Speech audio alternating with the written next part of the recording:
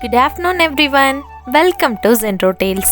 இன்றைக்கி நம்ம பார்க்க போகிற கதை என்னன்னு பார்த்தீங்கன்னா, காலம் சொல்லும் உண்மை. சின்ன சின்ன முடிவுகள் தான் பெரிய மாற்றங்களை உருவாக்கும்.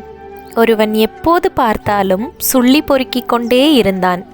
அவனை பார்த்து கொண்டே இருந்தவன், நீ எப்போது பார்த்தாலும் சுள்ளி பொறுக்கிக் கொண்டே இருக்கிறாயே, எதற்கு என்று கேட்டான்.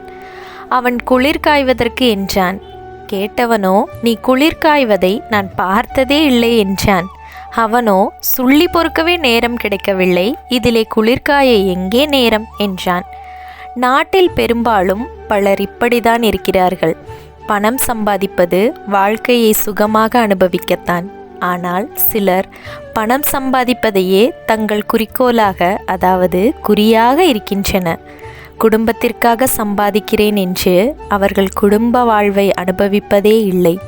மனைவியிடமோ குழந்தைகளிடமோ உறவாடி மகிழ நேரமில்லை என்கிறார்கள்.